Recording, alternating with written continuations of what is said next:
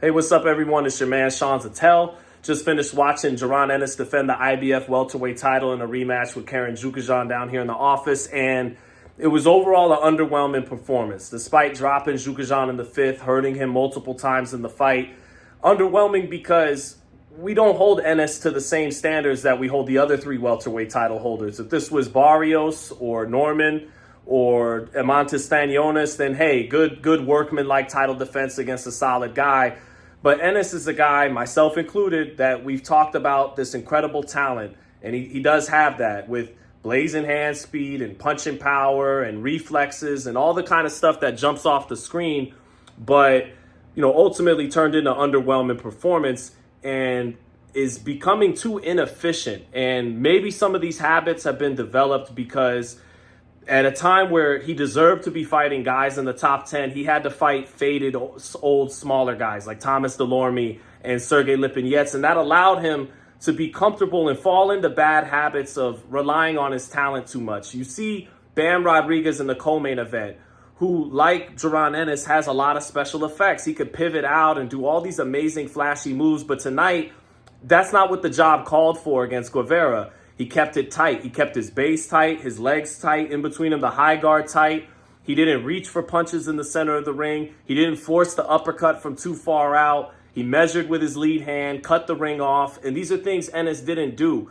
Ennis can do all these amazing, spectacular, talented things, but the metaphor I want to use for Jaron Ennis tonight and in his last couple fights sometimes, is sometimes you'll watch highlights of a basketball player, and his highlights are amazing. You see he's got a natural, smooth stroke from the outside. He's got amazing ball handling skills, and at the rim, he's athletic. He could finish above the rim.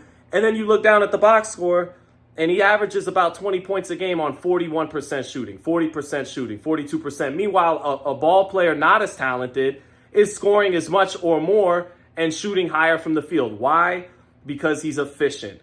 Because the talented guy sometimes, he wants to cross them 2 or 3 times and then step back and try to hit a 3 off a step back with a hand in his face, when all he needed to do was catch the ball off the swing pass, pump fake, blow by, easy 2 points. And like Bam Rodriguez tonight, all he had to fight out of the high guard. You don't need a bunch of crazy pivot and angles. Only use that when it's time to use that. And keep it simple, stupid, kiss. Stay fundamentally sound.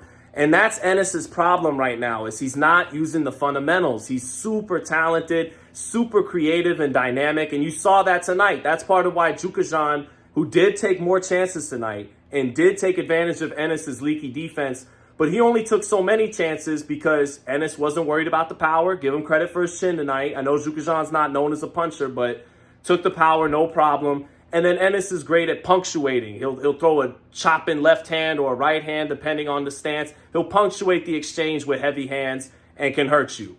But ultimately, too many times, he's getting caught with his hands down. He's relying on his talent too much. And again, I think part of that is because he was kind of fucked out of big, legit fights, or at least fights against real, legit guys in the top 10 during his development.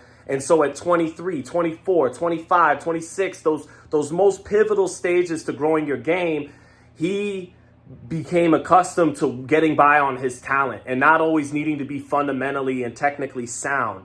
So he's still the best welterweight in the world, in my opinion, but I think a lot of people look at tonight and go, he doesn't beat Bakram Murtazaliev at 154. He wouldn't have beaten Terrence Crawford. And yeah, based on what we've been seeing from his holes defensively and Crawford's ability to find the mark in the exchanges in between punches, which is all Ennis wants to do, Crawford could oblige and find the mark and knock him out. But Crawford didn't take that fight at welterweight. He didn't defend the undisputed titles. He didn't do like Bernard Hopkins did when he was at 40 years old and defend the undisputed title against the unproven and green but super talented younger guy in Jermaine Taylor, Jaron Ennis. So, yes, looking at their fights on tape recently, you could say Crawford could have got him, but he didn't.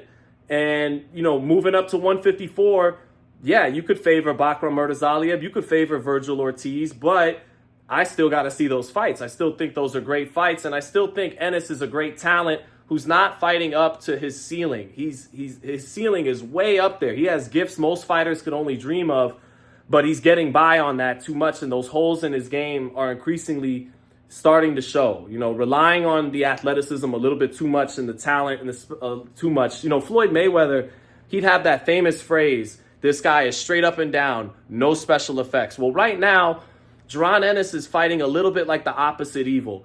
Too much special effects and not enough straight up and down, and got to take a page out of Bam's book. That's what Bam did tonight. He kept it more straight up and down. He didn't need all the flashy pivots and the flashy stuff. So I still think Ennis is the best welterweight, in the game. But the reason why, despite knocking down Chukhadzhian, people are underwhelmed is he's not living up to his ceiling. And you saw too many mental lapses in focus tonight. He was frustrated, not making eye contact with his father when his father was trying to give instructions. And midway through, he let that frustration settle in. And I think it affected his performance. So, I'm not selling my Ennis stock. I still think he's got gifts that are out of this world. But right now, he's not optimizing them all.